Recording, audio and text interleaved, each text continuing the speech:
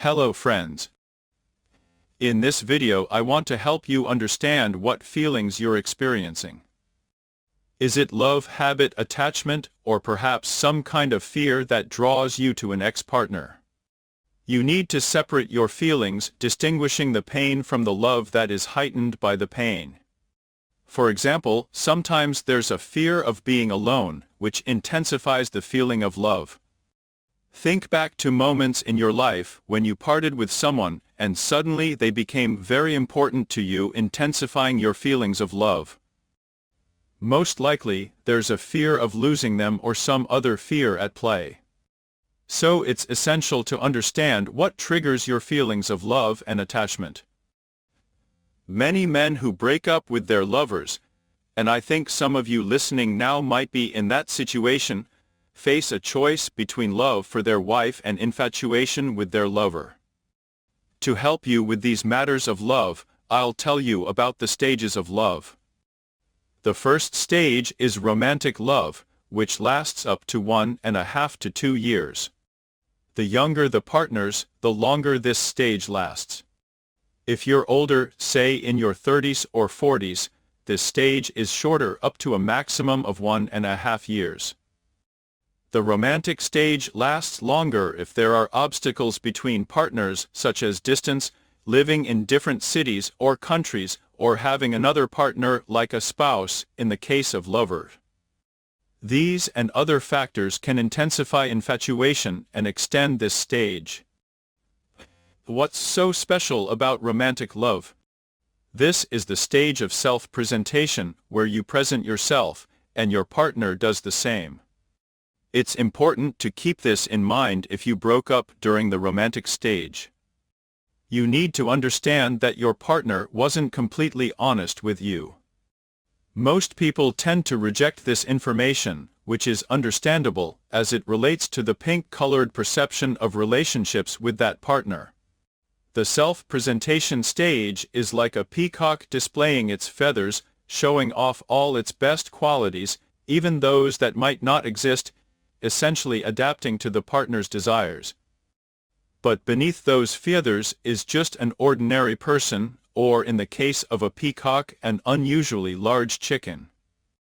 Naturally, during this stage, negative traits are either concealed or occasionally slip through but are overlooked. Pink-colored glasses make everything seem better. So during the self-presentation stage, you can't fully trust what you see in another person or what they show you. If you haven't lived together and your relationship is less than a year old, you're in the self-presentation or romantic love stage. To put it bluntly, at this stage, everyone embellishes the truth. The ultimate goal, to borrow a term from zoopsychology, is mating. Of course, by now you've likely been intimate many times. I'm telling you this so that if your relationship ended during the romantic love stage, you can confidently eliminate 30-40 of the positive qualities of your ex-partner. They were likely a facade. You'll know best what to disregard. But embellishment is a mechanism present in 95% of relationships during the romantic infatuation stage. The next stage is companionate love. Those who have broken up during the companionate love stage can confirm my assertion that people change. At the beginning of a relationship, a partner is more attentive, patient, affectionate, and considerate compared to how they become after several months or even years. During the companionate love stage, the hormone oxytocin is produced. This is the hormone of calmness. While the romantic stage is filled with romance and passion, in the companionate stage that passion and romance diminish, though they don't disappear entirely. Negative traits of the partner start to surface. All relationships transition to the companionate stage sooner or later. Many people confuse companionate love with romantic love, often referred to as infatuation. It's only in the companionate stage that you can truly call it love, though it might already be more about attachment or a habitual way of life. There's a great book that explains all of this well, Why We Love by Helen Fisher. Incidentally, you can assess right now whether you truly loved someone by asking yourself a few questions. How well did you know this person? All their positive and negative traits, their goals, plans, desires, including those hidden from others, their aspirations, interests, life traumas, and achievements. The first. How well did you accept them as they were? Was it 100 or less? The second. Did you perform caring actions toward your partner, specifically those they needed? Was it 100 or less? You don't need to provide an answer, just reflect on it individually. The closer you are to 100, and if you're honest with yourself, it might have been love or a similar feeling.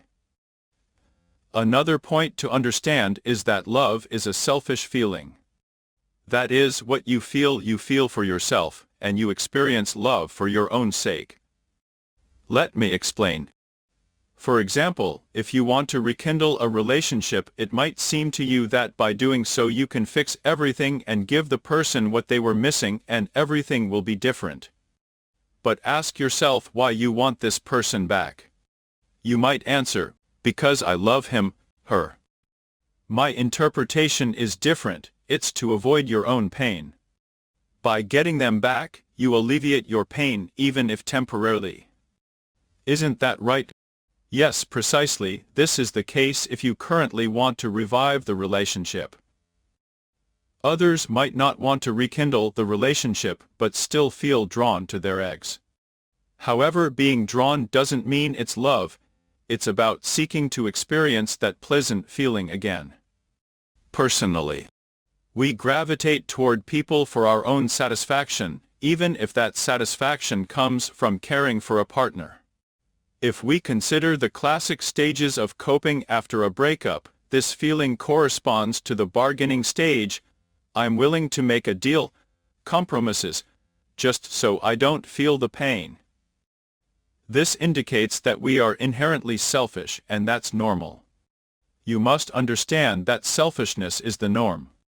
The notion that we were taught in families and schools, that selfishness is terrible and abnormal, that being selfish is bad, and so on, is what's not normal. If you shift your focus from yourself to others, you'll see that everyone thinks only of themselves. No one is going to think about you or wants to. Even the partner you've broken up with isn't concerned about what you're going through now, and ideally, if it were truly altruistic love, your partner would come to you and say, "Let me support you, let me help you, I'll find a specialist who can assist you," thereby easing your pain. You wouldn't be suffering if it were altruistic love. It wouldn't hurt so much. Selfishness is, unfortunately, or perhaps fortunately, as I haven't quite decided yet, normalized in our society. Remove the blinders from your consciousness, learn to acknowledge reality rather than illusion. Love is a selfish feeling. We love when it feels good to us. Let's assume that your relationship was a good one. Now try to imagine if your partner had beaten you, cheated on you, drank, smoked, stole from you, insulted you, treated you with disdain, caused you pain and discomfort, and only once a day, before bed, kissed you on the forehead wishing you wouldn't wake up. Would you love such a person? Answer yourself honestly. Most likely, your answer would be no. Some, of course, might say yes, and in these cases it is necessary to individually examine why that is. But that's not love. Something else is causing that attachment. I've encountered such examples in my practice, albeit not many, but I've come across this kind of dependency. Often, love is triggered by the fear of loss. As I've mentioned before, love intensifies when there's a loss of satisfaction in fulfilling needs and the fear of losing the object that satisfies those needs. Right now, you might have the fear of losing someone forever. Many people, after a breakup, think it's temporary, just a quarrel, or even when they're sure it's a permanent separation, they subconsciously believe that the relationship will continue somehow. If this resonates with you, it's precisely the fear of losing someone forever that makes your brain love this person even more than you did during the relationship. If you loved this person less before the breakup, and then suddenly realized you love them deeply and can't live without them, it's the fear of loss at play. This fear can stem from the fear of being alone, the fear that someone else will take your partner, or the fear of losing everything that was part of your relationship. This is a separate mechanism, the fear of loss, which is not connected to the feeling of love. People often misunderstand, thinking that if you love, you must fear losing it. That's absolutely not the case. If you truly love, you can easily let go, but if you're afraid of losing, it means you're afraid of being left without the satisfaction of certain needs or facing your fear of the future. This is pure egoism. And to reiterate, egoism is normal. There should be no guilt associated with it. Learn to honestly accept your life as you are the one living it. To summarize, there are stages of love, and it's essential to understand which stage you're in. If you're in the romantic stage, you can confidently discard 30-40 of the positive traits you attributed to your ex-partner, as these were likely part of their self-presentation. This person was showing you their best side, the one you needed to see, trying to win your favor. If you are at the stage of partnership, then most likely it is a question of your brain habits, which means a habitual lifestyle. Analyze what you truly feel for this person. Is it love, attachment, habit, or sexual attraction? We love when it feels good to us, and we don't love when it doesn't. The fear of loss heightens the feeling of love, but these are two distinct emotions. This is the essential knowledge about love.